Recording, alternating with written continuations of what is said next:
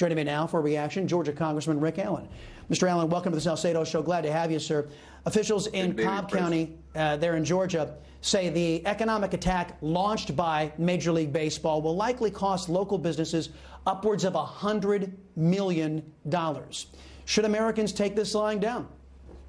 No, I come from the business world. I mean, why would you want to upset 70% of your customers? I mean, that's how many Georgians want voter ID, want a secure election, want integrity in elections. Now, let's talk about integrity, the word. I mean, the truth. I mean, the people that I've heard from the corporations and the Major League Baseball, they don't know what's in the law. The president doesn't know what's in the law. It's not, I mean, the law is not designed to suppress voting. Certainly it's designed to suppress illegal voting, but it's to make sure that every vote counts. And, 70% of Georgians are in favor of that. Agreed. Members of the Georgia legislature have been called racists. The bill has been called Jim Crow 2.0. But even the left-leaning Washington Post that did read the bill revealed the bill expands opportunities to vote while it makes it harder to cheat. Isn't this just woke CEOs trying to make sure that conservatives never win another election? Well, the Delta CEO said the big lie was there was no corrupt election in Georgia in last November. Well, the big lie here is, again, we're expanding voting. Again, we want every legal vote to count in Georgia. And that's what the law is all about. Our legislators, our governor put a lot of work into this. And it's important that we get this done. Yeah, Congressman, the CEO of Un-American Airlines condemned a Texas bill that's very similar to Georgia's before he even read it. With this type of irresponsible behavior, should these airlines be getting taxpayer-funded bailouts?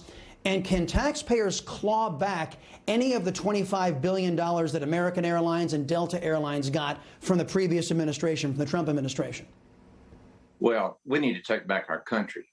I mean, this is ridiculous. You've got a small percentage of this cancel culture running the country, and these corporations are in fear of these people. And I don't understand it, because, again, why would you upset your customer base? I'm sure in Texas, it's probably similar to Georgia, where 70% of their population wants secure elections. This makes no sense. They have no argument. I don't understand it. No, I agree, Congressman, but just to redirect the question here, is this money lost to we the taxpayers? Can we get some of that $25 billion back from American Airlines, back from Delta Airlines, since they have declared basically, well, that they don't listen to the will of the American people? Can we get that money back? I don't know that. I'm sure that that question is going to come up. We go back into session next week. There are going to be a lot of meetings on this, and I'm sure we'll find out if there is a possibility of stopping this funding until we can understand where these folks are coming from.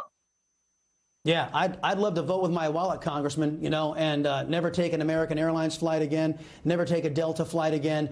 But when my government's working to give my taxpayer dollars to these woke CEOs, kind of defeats the purpose. Last thing, Georgia early voting is 7 days longer than Delaware's early voting. Yep. That's Joe Biden's state, by the way. Yet there are no calls to boycott Delaware. Isn't this telling about what's really going on here?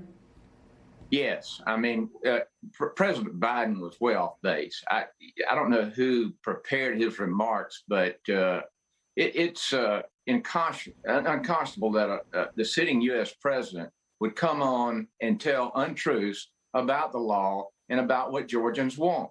I mean, it's time to give the people the power, not the government. Amen to that.